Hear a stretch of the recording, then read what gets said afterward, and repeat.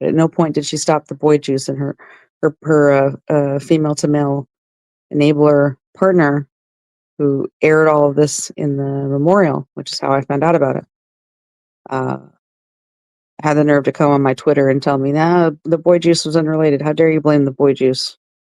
I'm paraphrasing, but it was just absurd for her to come on and say that I'm making it all up. It's like, why is she dead? She was fine before, and then she gets all these problems. So the number of people who started testosterone during the pandemic and then only want to talk about how it's obviously COVID's fault. It's a really rare condition, and it's really disproportionately represented in testosterone people based on or people on testosterone based on the just posting about it on TikTok, which is often the people who have free time because the illness is making them not be able to do their jobs or not be able to socialize. My guest today is Sierra Weir, who goes by the handle Excellensic. She is ex-trans, and most famous for her video episode reviews of I Am Jazz, the cable television series in which a minor child was groomed for vaginoplasty on camera.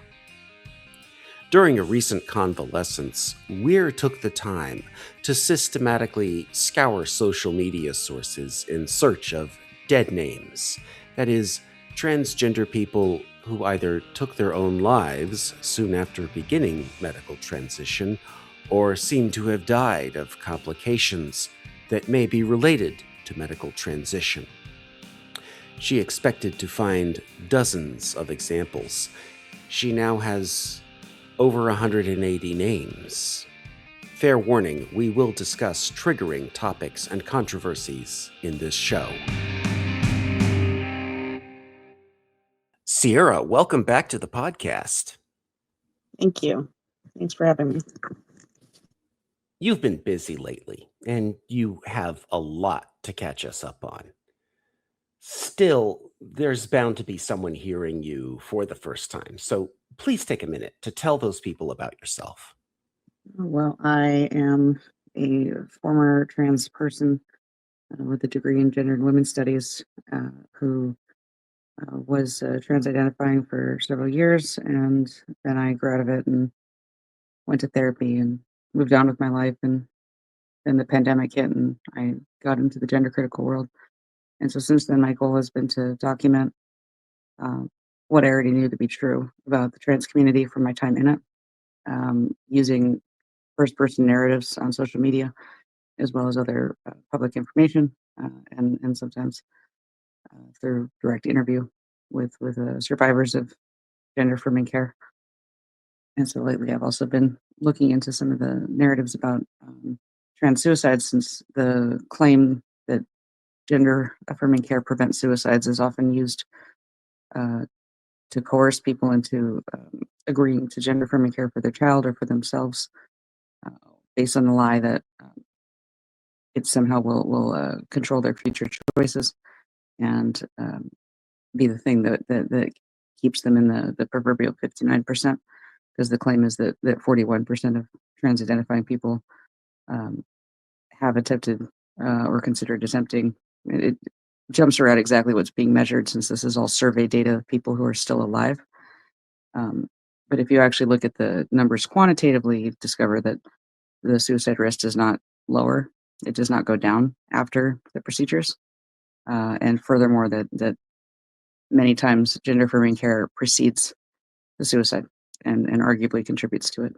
Now, did they tell you that you would be more likely to commit suicide unless you went through with this gender affirming care that they offered you? I got that message from my school primarily, not so much from the doctor himself. And when they medicalized you, they did something that was cutting edge Berkeley stuff because you were in the hot spot for this activity. Talk about what happened to you exactly, because there is misinformation about this. And I think also that the reason why there is so much misinformation flying around about this has to do with the issue that it raises about the way that scientific medicine has, quote unquote, liberated women. Can you just talk about that? Sure. So, when I was undergoing the medical procedures within the standards of care, the WPAS standards of care, for several iterations now, there are a variety of recommendations for what are considered transmasculine patients, and that would be both the traditional female to male patients, and then there's also the female to less female patients, the non-binitarians. Although that wasn't as much of a term when I was trans, which was like 2009 beginning, and so it was still that term became kind of came into more prominence a few years later, leading me to adopt it briefly and then move on from it. But the idea is that there are other hormonal procedures that are aimed at reducing your normal hormones and inducing a state where, depending on your age and development, it's either disrupting your progression down the female or down the male path, uh, or otherwise trying to pull you back from it in some way, or in some cases, even trying to mimic the effects of cross-sex hormones that might be contraindicated due to known health conditions that run in the trans person's family that cause them to opt for instance, a more androgenic progestin, alone or in combination with testosterone or with other progestins. It's there's a lot of options. There's also a variety of hormone blockers that are not really traditional. Um, like for instance, there's one called bicalutamide that will block testosterone and will create feminization as a byproduct in a male. And so that's not a cross-sex hormone. It's not a traditionally considered like GnRH puberty blocker, but it is going to induce a hormonal difference by blocking the natural hormones. And so I was put on hormone blockers, combination of progestins, when I was in my early 20s, and which is generally considered to be a time after which you are done developing, or you were mostly finished or entirely finished. But for some people, due to issues of related to malnutrition or related to other health conditions that they might have, um, in general, like that can lead to delayed puberty. It can both delay the onset of puberty, and it can cause puberty to progress more slowly than it would have, or even to proverbially pause due to lack of the necessary supplies. And so when they then put me on these hormone blockers on top of that, um, they did essentially disrupt the tail end of my puberty, which is very significant because it was when there's different actions. It's a critical period of bone development. And so you have a lot of activity where by cartilage is supposed to be being converted into bone, and it gets first converted into a certain kind of like baby bone, and then it gets converted again into a more mature, stronger kind of bone. And there's different levels that are differentially responsive to different hormones, and it's the sex hormones, especially estrogen, that are helping to make sure that process completes correctly. And then other hormones screwing with that balance, it also changes the cartilage of the growth plate. It just changes a lot. And so the effect of that for me was to kind of I think of it as like a melting or a bubbling. It changed the shape of the bone. Um, and that caused a lot of problems, and that happened in at least two different growth plates that I know of. But I have a lot of other pain, so I don't know exactly how many other places this happened in. So, but it's in some ways it might have been less likely to happen if they had put me on the testosterone, because testosterone aromatizes to estrogen, and so some of the estrogen that they would have been lowering would have been able to be made up by the bone locally. The bone would have been able to make its own estrogen, because estrogen is very important for a lot of tissue functioning. So a lot of your tissues can make estrogen locally from testosterone if there's not enough estrogen around.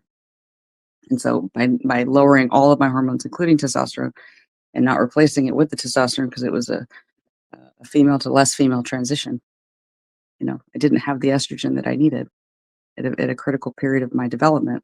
And it left permanent scars, like inside the bone, in locations that only make sense if that didn't used to be just normal bone. It was all there was a line of cartilage in there that was affected, and there was only a certain time in my life when that could have happened.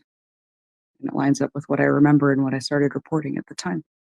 So it's very validating to find out that that what I had felt was real. They gave you a non-binatarian, or non-binary became the word, approach, which the non-binary approach, we have seen just very recently that the kids are sort of turning away from non-binary. That's not what they're using anymore. Because for many kids, it was sort of a transitional thing, or it was like a halfway thing. I get to be one of the cool kids. But it turns out that the more that you learn about non-binary, like if you say, I have decided I am non-binary, what does that mean? And so the more you learn about it, the more horrified you actually become, because it's no longer just you're born in the wrong body and you need the hormones of the opposite sex. But now we are actually maximizing the gruesome Frankensteinian aspect of we're just screwing around to see what we can do to achieve the optimum image that you want, right? The embodiment goals is the phrase. And so, these are actually the most awful of the most awful complications in some ways, because they shouldn't even happen if you were just doing a transition to the opposite sex, is what I'm getting. If they just put you on testosterone, you would have different health effects. Am I misreading that? Yeah, it's hard to say which are I would definitely have different effects. Better or worse, it's hard to say. I don't think you can really rank them. Just because it's all was based on a lie, which is that there was some um, fault in my body for the fact that I was upset and in emotional pain after a bunch of emotional and painful things had happened to me, and that in physical pain that was not being properly addressed. I feel too, and all of those things made me vulnerable to being put on hormones that caused profound changes in every system and every tissue. It's easy to convince yourself that the new normal is, there might be some things that are worse and some things that are better, and but you were never fully educated on how the hormones even work that they're giving you, and so you can't even connect what's different. Like you don't even know for years and years, like what nightmares that followed the hormones were caused by it. And I feel like that's the case with so many people. Things where we're put on these drugs that we're just supposed to take every day for the rest of our lives because we had a symptom one time, and people don't understand how they work. Um, and sometimes you're just told the wrong thing too about how they work. Things that and one of the two that I was put on they said that it doesn't act systemically, and now they admit that it does, but you can still find documentation of when they used to tell you that, oh, this would just magically never leave the uterus, so it's only acting locally. So if you develop mental health issues after we put this inside of your body, it can't possibly be related to that. And then, of course, there is the argument that we run into that, oh, you just took birth control. But actually, that's not at all what happened. Well, I mean, the two things that I was put on are used independently for birth control, but they're not used at the same time because why would you use them at the same time? They have a redundant effect. So it had the effect of giving me a higher dose of the. I mean, they're two different progestins, but they're both in the same class. One of them is the most androgenic progestin on the market. It's about, I believe it was 20% is stimulating of androgen receptors as actual testosterone. And so that's the one that ruined my facial skin. Like it completely ruined my skin. I did not have um, the degree of acne that I do or scarring that I do um, prior to that one being added. And then on top of that, because of my age and specifically my developmental age, not my chronological age, but my developmental age, which was complicated by patient factors and what I had been through in my life up to that point, which they knew about, um, it was functioning as a puberty suppressing drug combination. So they had me on these two drugs that are not approved to be used in combination. They're not approved or tested to be used for long term menstrual suppression, absent any other context. The only three things that Depo is approved for are endometrial cancer, uh, pain from endometriosis specifically, and contraception because it suppresses ovulation. Well, every single hormone used in gender affirming care will suppress ovulation. That that we grouping drugs by an effect like that is not the way you group drugs or predict their effects, their other effects rather. So people like to group all these drugs together and to say that it's all just birth control, but they're wildly different chemicals. You know, nobody would say that morphine is just heroin just because they're both opiates. People don't say that. People understand that different drugs are different, but when it comes to hormones, for some reason, it's supposed to. We're all just supposed to be happy that they magically, you know, this Deus ex machina has come down to free us from for pregnancy, that we shouldn't ask too many questions or it might get taken away is the attitude that I'm facing, where I'm being accused of being against birth control. And it's like I was literally never even talking about birth control. It was never that purpose for me or used that way for me. So they make it about birth control because it's all these chemicals are also used in birth control, and they feel like I'm therefore talking about them in some way. I had the worst effects and the most significant loss of mobility occurred when they added the second one. So they had me on Depo a little bit to start with, but it wasn't maximizing the side effect we were trying to maximize. Um, and so they added a second one. And yeah, that's when I started to have a lot of heart symptoms that were very scary, very disruptive to my life. I started having a lot of panic attacks. I eventually developed seizures, and at no point did they, you know, suggest that maybe it's these drugs that we put you on. Of course, you know, millions of girls are going to be put on these drugs in the next year. So you're basically saying that they have a puberty suppressing effect. So if your 17-year-old goes on Depo-Provera, there's a certain amount of this happening to them, basically, is what I'm getting. Yes, and it's been known that Depo-Provera has a puberty suppressant effect since at least the 70s. You can see it on PubMed. It's even recommended by some in the trans community, such as the trans-identified man Zinnia Jones has written an article about it. But it's an open secret, a well-known thing that when you give somebody, both a male and a female, if you give them Depo-Provera, it acts on the same brain structures that Lupron acts on. It acts a little differently, but it has the same net effect of lowering sex hormones produced by the gonads by lowering hormones produced by these brain areas. But the difference is progesterone replaces some of the progesterone. So we should probably explain to the audience who may not know that in recent years, what we might call fourth wave feminism has begun to have some criticism of the pill, of hormonal birth control. Um, you know, there have been a couple of writers out there, Mary Harrington being one of them. And these are women who are very eruditely attacking this idea that hormonal birth control is inherently liberation, right? And so that's a controversy. And you can see why feminists would consider this controversial. And I can see also why that would make you unpopular with certain feminists. And so let's talk about this one more thing before we move on and talk about these dead names.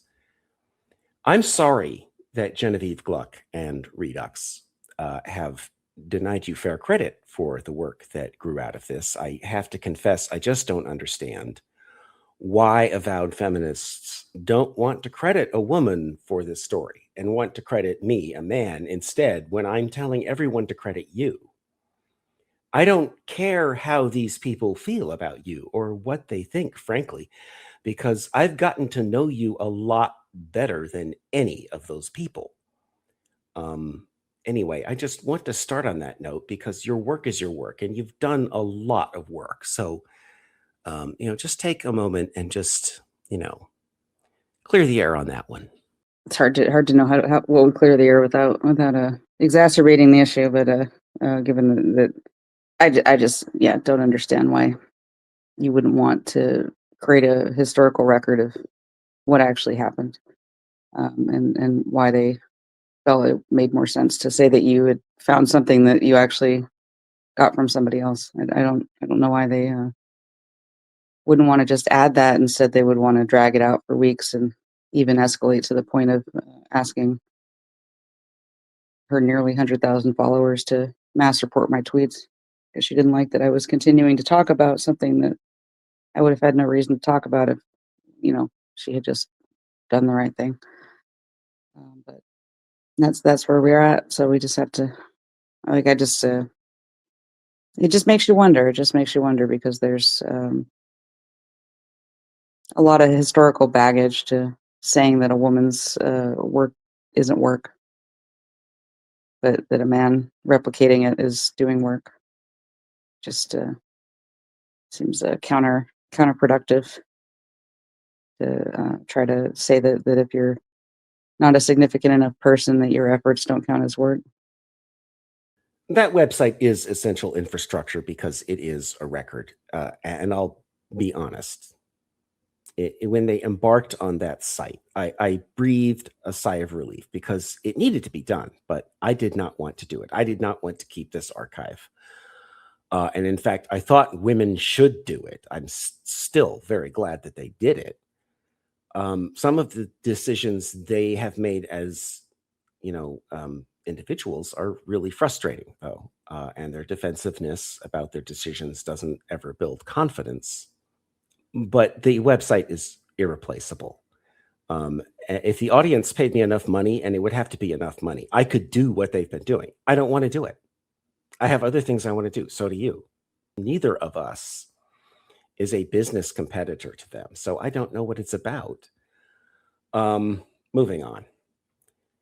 Let's talk about this project. You've been doing these dead names for a little while, but you've never been systematic about it until recently. Talk about how you knuckled down on this and talk about that process a little bit.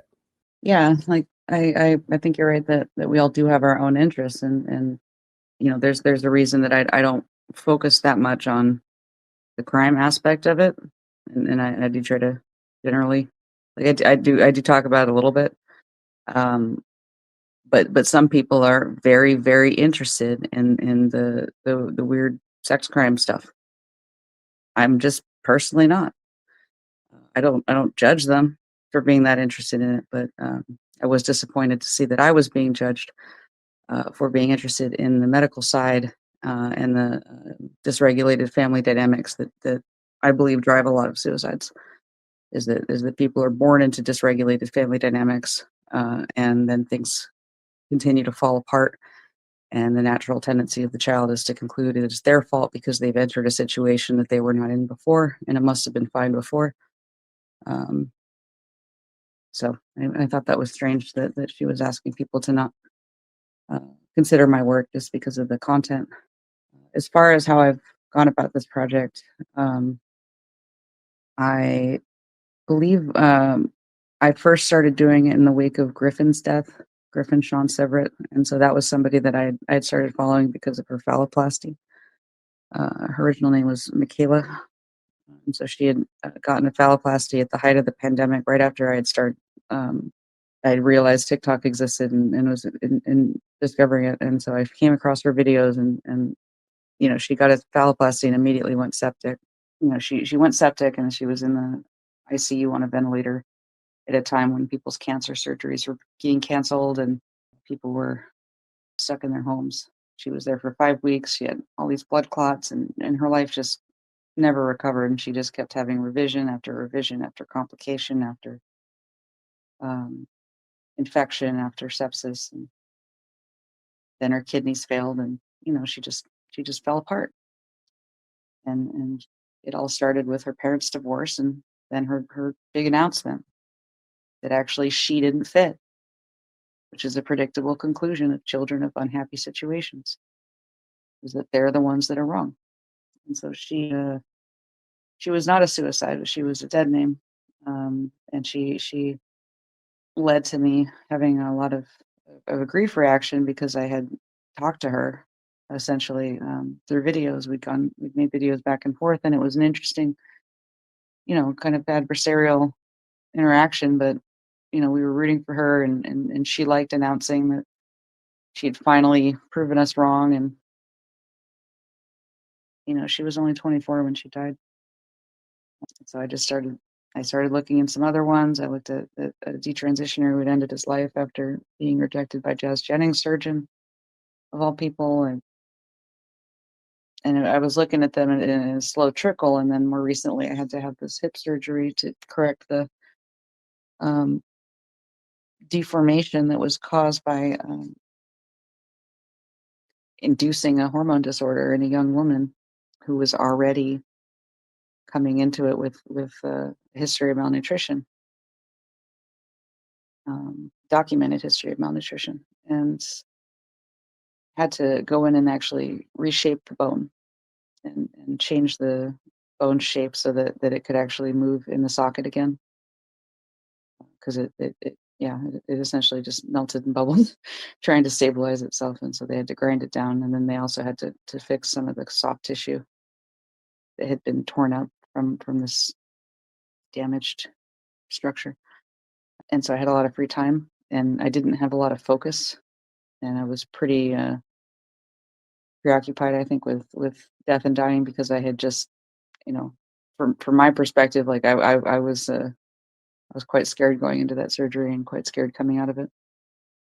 Um, but primarily it was just that I had a lot of free time, and I didn't have anything else that I could really focus on besides making a spreadsheet of uh, names and pertinent facts and things of that nature as I fluctuated, and I had a fog of discomfort. And as I did the project and started trying to organize the names I had spent the last year compiling and posting on my blog and X account, I just refined search terms and strategies, and ended up making the list much longer than it had been. I think I started my recovery with about 40 names, and now I'm at 180 something.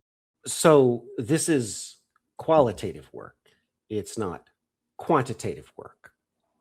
But we do have this number. You've got 180 examples, and some number of those is going to be suicide. Some number of those is going to be deaths that seem to be in proximity to medicalization.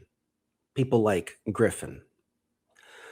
So talk about that. Just what are the numbers, the rough numbers right now? How many of these cases are suicides? How many of them are medical complications, apparently?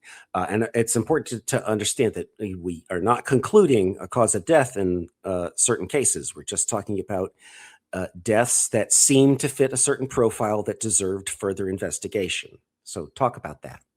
You're correct that this is qualitative research where I'm trying to identify as many examples. And there are quantitative things we can do once we've identified a sample, but this is not by any means a random or representative sample.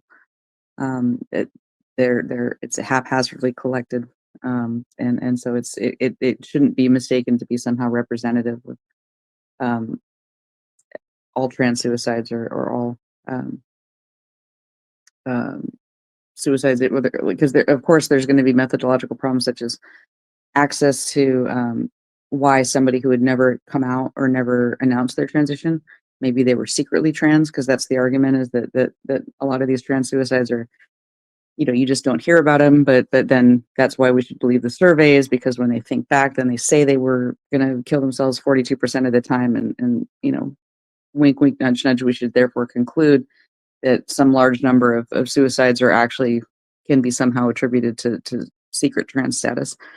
And so I'm including deaths of people after transitioning, either socially and or medically and or legally sometimes. And I'm not looking at people who died violent deaths. I am looking at, unless there can be some, I think that I have one exception to that, where um, there was some logical reason why it made sense, that the violent death was still a result of the transitioning. Um, but predominantly, it's deliberate suicides, and then I have a few overdoses, and then some medical complications that either were clearly connected to the transitioning, or could be plausibly attributed to it, such as there's one guy in his 70s who went on cross-sex hormones and pretty much immediately developed an extremely aggressive kind of cancer that killed him within a couple years. So, in other words, we're getting a lot of examples of what could be trans-linked deaths, and we might not actually be able to prove that each one of these is a trans-linked death, but they are suspicious enough to look at. And you find examples of people blaming transphobia for these tragedies usually, but what you have found every time you've looked so far is evidence that something else was really, really wrong. And there are a few examples that are worth talking about, but the one that just blew me away when you told me about it was this woman, Catherine Schaff. This story is absolutely insane. Can you just talk about that? Yeah, so this was a strange one. Kathy Schaff is the mother, and so she is in a same-sex marriage with another woman, or was at the time, and the two of them were in some sort of this collective where they had gotten Kathy pregnant using a sperm donor, and then she gave birth to the daughter who was okay. So it was Caitlin, who also went by William Aiden. Schaff was the daughter's name, and so she came out as a lesbian in eighth or ninth grade, and her mother has gone on record as saying that um, she was hoping that the daughter would not be a lesbian because it was so hard to be a lesbian. Uh, they were also reportedly the first people in Ontario to have the two women's names on the child's birth certificate as the two parents. And then they were also one of the first people to be legally married when that became legal. So shortly after coming out as a lesbian, she then announced that she was actually trans, and the parents were thrilled for some reason, and immediately got her like legally transitioned, got her on the cross-sex hormones, and she also started like smoking weed and seeking out, and became a very aggressive and hostile person who was just not functioning well and continued to deteriorate and was basically miserable in the days leading up to her death. Uh, and then she ended up killing herself. That was the other strange thing about this. So she studied right whales for her career, and then she had this kid, transitions her, and then the kid kills herself, and then she goes and joins some high school. It's like a charter high school where the kids, LGBT kids, can come and be nurtured under her. And now she's like doing research on transitioning and how to, how best to affirm in order to prevent suicide after what happened with her family. And so it's just all ridiculous to me that an evolutionary biologist who she has a specific research interest in the evolution of human mate selection, which is a pretty sexually dimorphic activity, because it's pretty hard for human mate selection to really like evolve without an awareness of sex. Because otherwise, what are you selecting really? Are we going to pretend that that's not relevant to why people select the mates they do?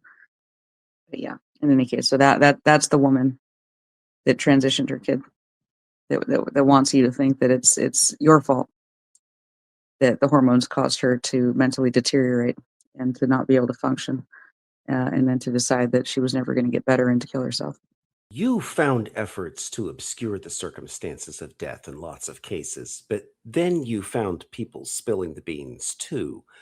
The quote unquote community cannot cover up everything and often just makes itself seem dishonest.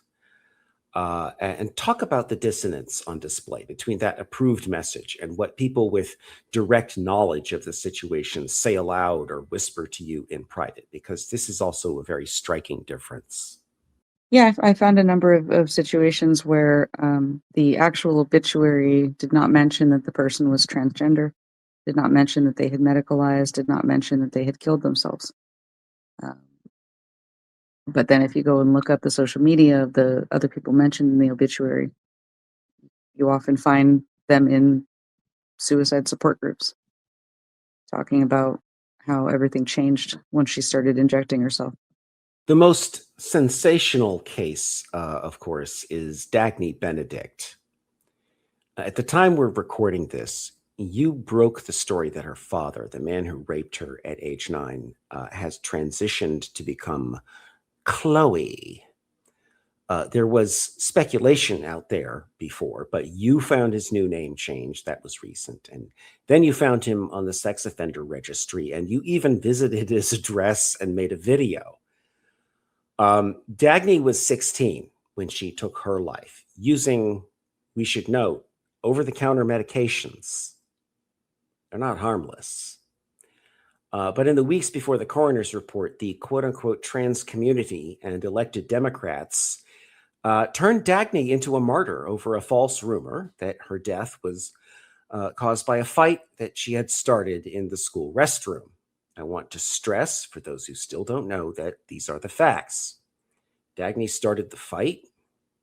An hour after the fight, she was on camera responding to her name Dagny and she, her pronouns.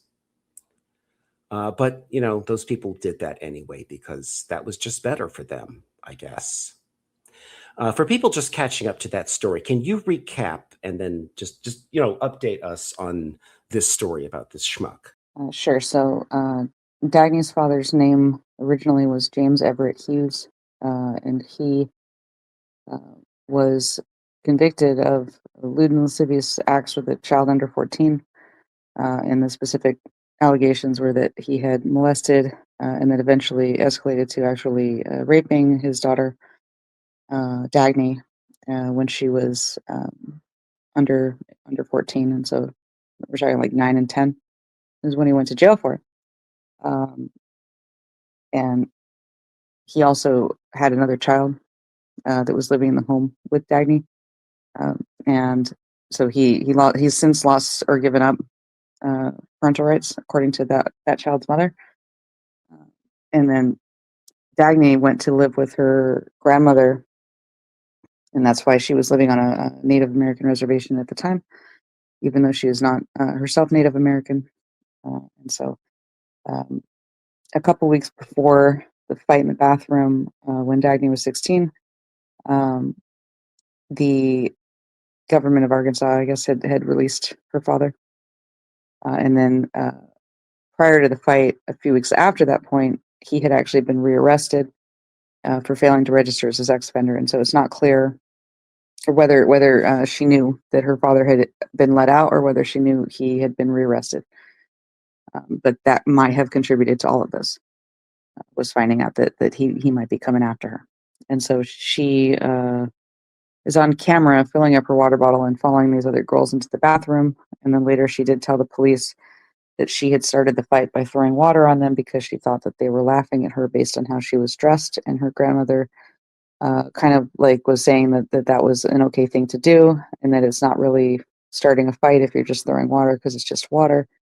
And so, but Dagny says she threw that, and then a scuffle ensued where she had like grabbed one of them and threw her into the because there were like three girls, and so she threw her into the towel dispenser, paper towel dispenser, and in the scuffle, probably because there was now water on the ground because Dagny threw water on the ground. Dagny slipped and hit her head when she fell. And according to her, she blacked out and actually doesn't even remember uh, what happened after that. But the internet was willing to say that what happened was that these girls just descended and they just beat her to death. They just all beat her and beat her and beat her until she died in that bathroom of the beating. And that's, of course, just not what happened at all. And so the police officer explained to her that actually, if anybody was going to get charged, it was going to be her. And she probably panicked at the thought that she might be sent to prison.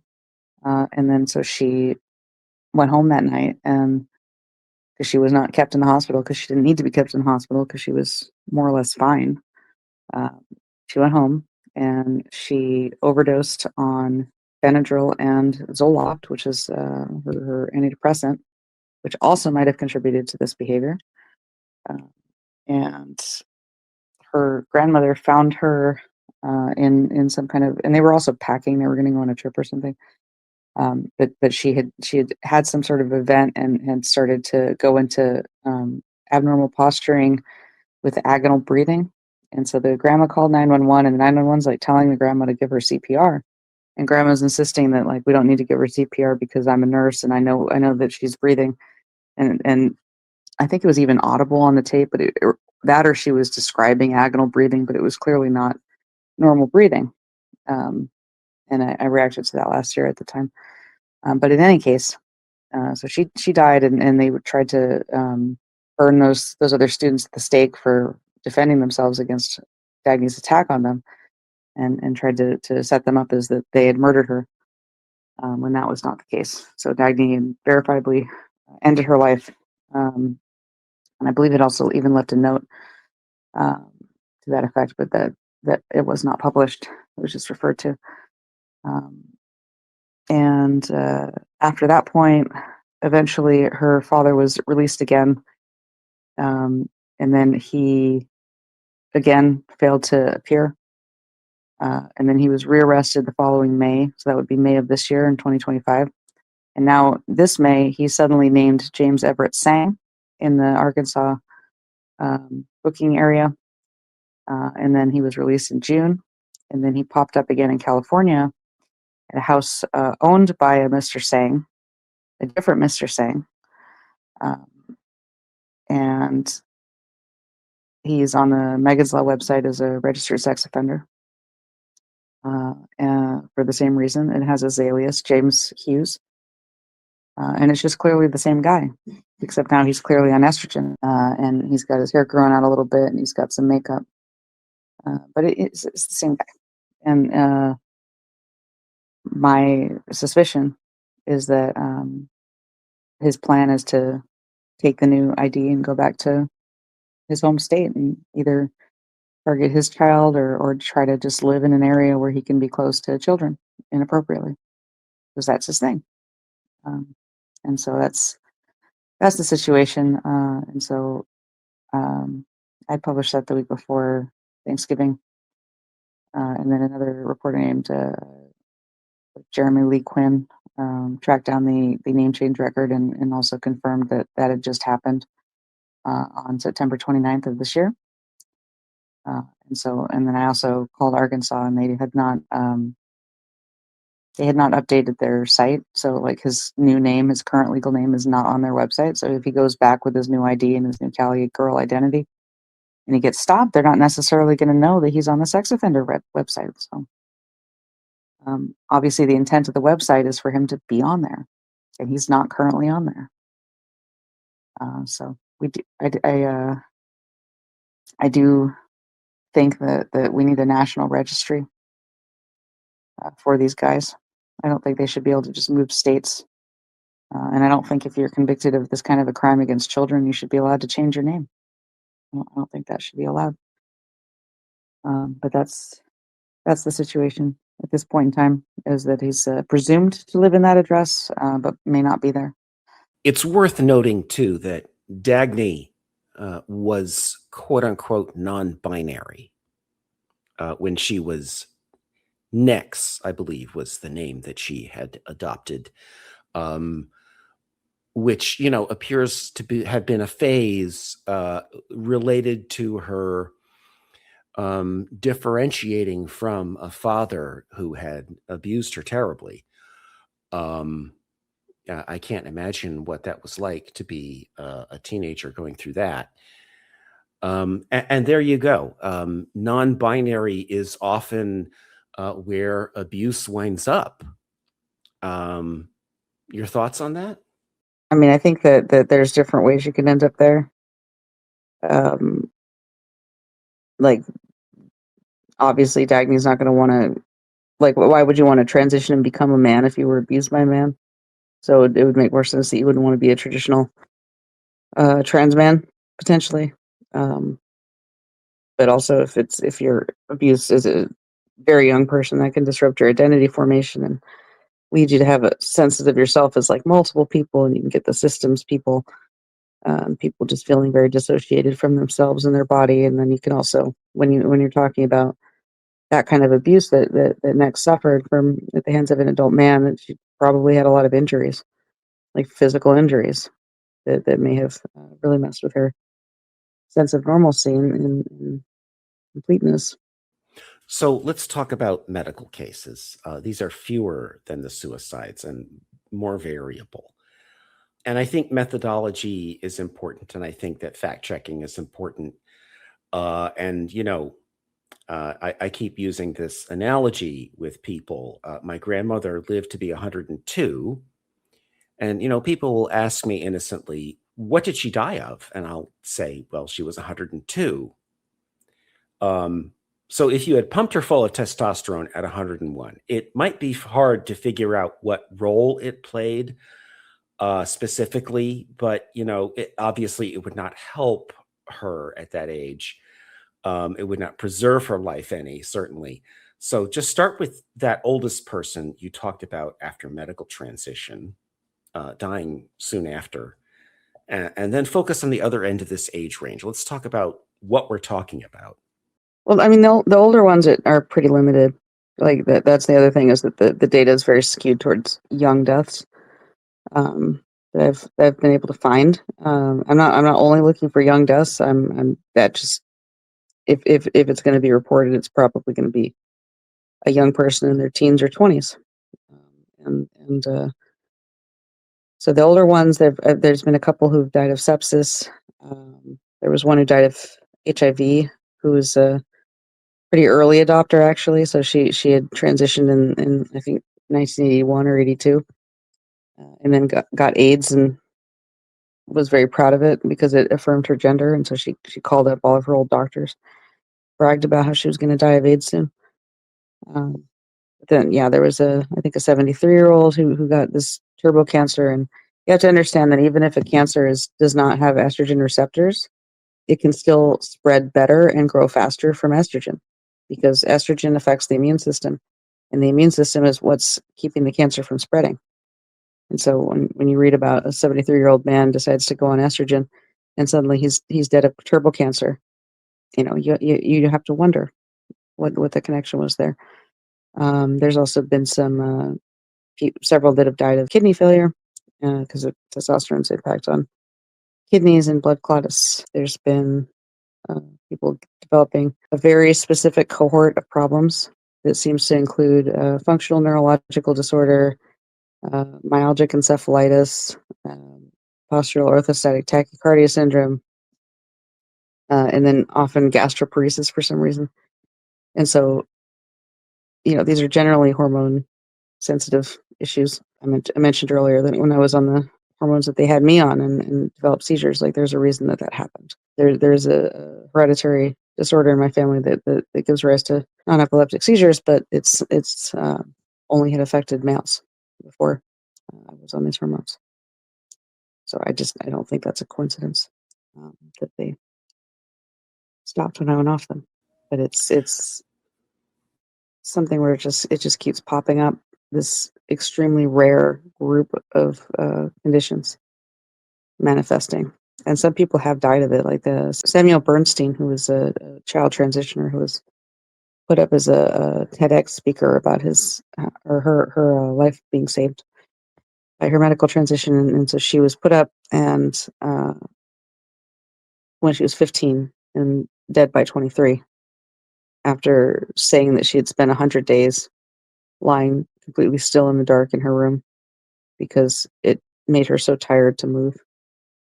And she literally couldn't eat at that point either.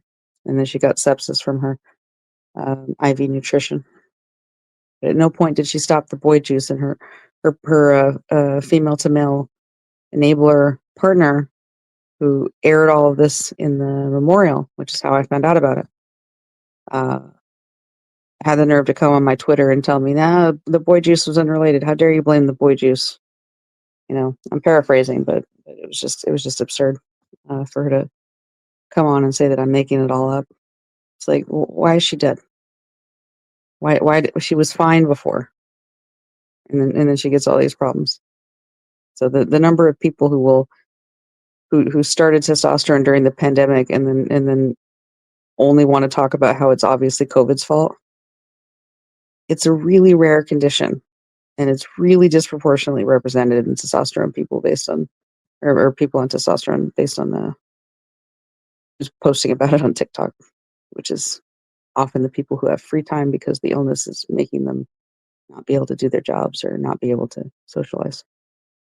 You have a certain graveyard humor that I appreciate because, of course, I have a focus on war and combat and slaughter in my reading constantly, and I probably watch a dozen hours of video from Ukraine every week, if not more.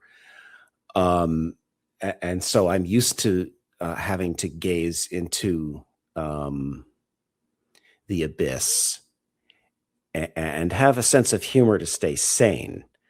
And I think that we sort of have this in common. Maybe that's something that some people find off-putting, but to me, you make it possible to contemplate all this stuff, like you did with Jazz Jennings.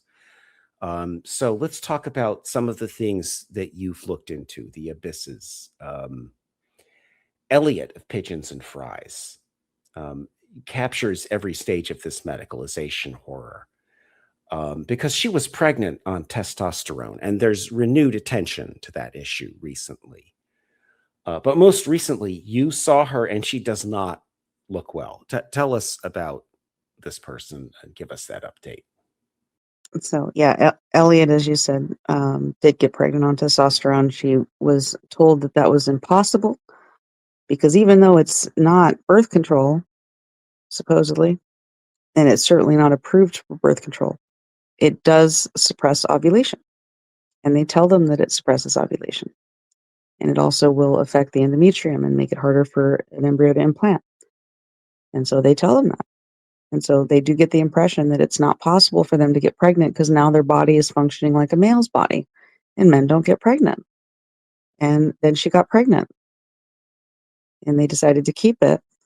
And she stopped the testosterone, she said, after she had been on the testosterone for about a month into the pregnancy. Testosterone is a known human teratogen, and her fetus was female. But she did not report any um, genital abnormalities in the infant when she was born, which is good. But the baby was born with a large hemangioma on her head and some other issues, including plagiocephaly. Although that's not clear whether the plagiocephaly was something she was born with. That's like a misshapen head or something that she acquired from her mom just letting her scream and scream and scream for 4, 5, 6, 7 hours, according to her. That's how she would tell it. And eventually, Salem developed to the point where she was able to start ripping the hemangioma open. And that's the point where they sought care for it, even though I'd already been pointing it out to them in my videos that she definitely saw. And she sought care for them. And they finally put the child on a medication for it, which helped.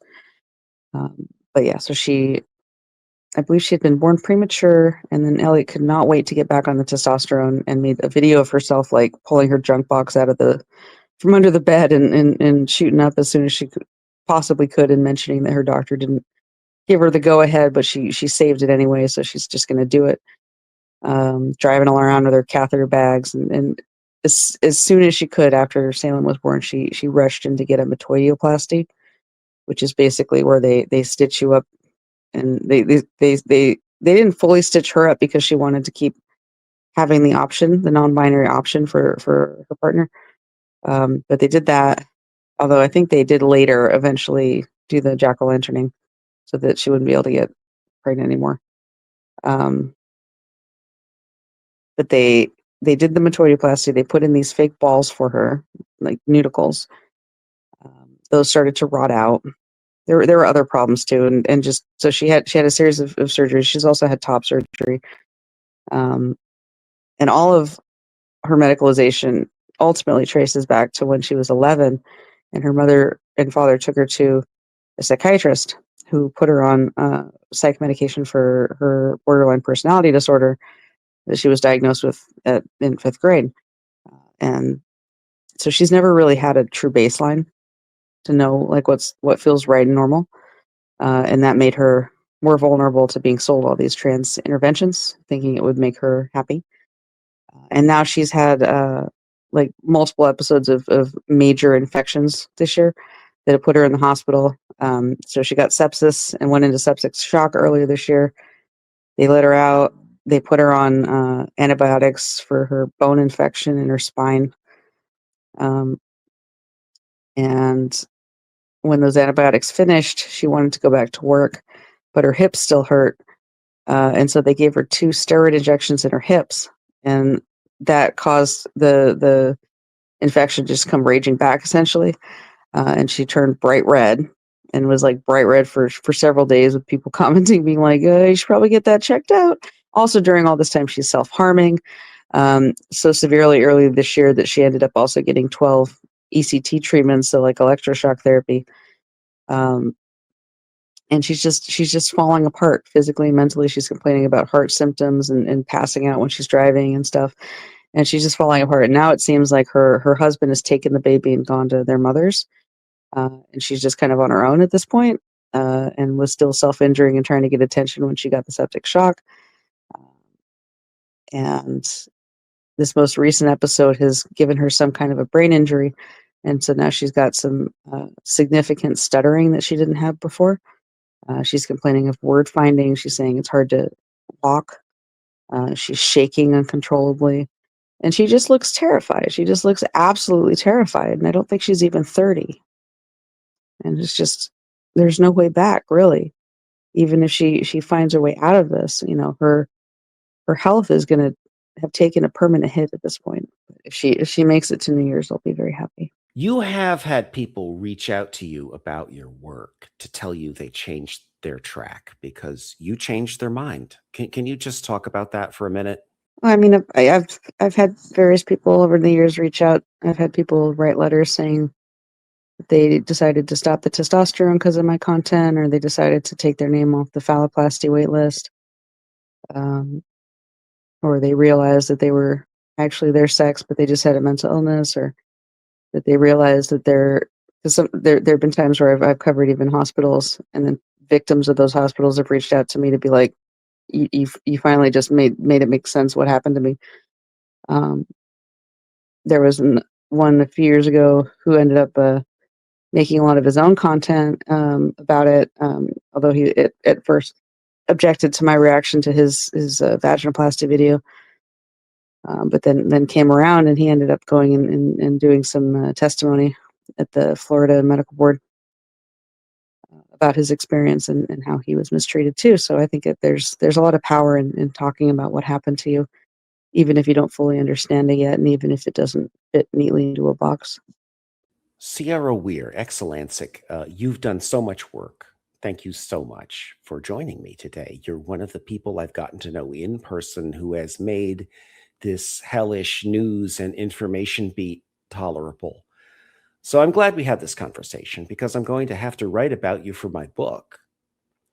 But tell us where to find your work. My work can be found on my Substack, excellentic.substack.com. I also tweet a lot on x.com. My profile is ttexcellentic. I'm also on Rumble and Odyssey and Femi Nuremberg and Facebook. Those are other places to find my videos. But lately I've been doing broadcasts of new content to all of them simultaneously. So they shall work. Thank you so much for joining me today. Thank you again for having me. And I want to add this editorial note. I'm not mad at Genevieve Gluck or Anna Slatz. They've had their controversies, just like everyone else in this space. What I said a moment ago is true. There is a book to be written about the history of the gender critical sources. I want to write a book chapter about the history of Redux, and that is much harder to do if they are enemies. But I'm not their enemy. I think their work is terrific. Indeed, Genevieve was legitimately cited in an historic Supreme Court opinion. So here is an open invitation to both of them. You deserve to be heard by history too, and credited for your work. Thank you for listening to the full podcast. The Distance is an encampment for everyone made politically homeless by gender ideology. Visit our website at www.thedistancemag.com to support our work with a monthly or annual premium subscription.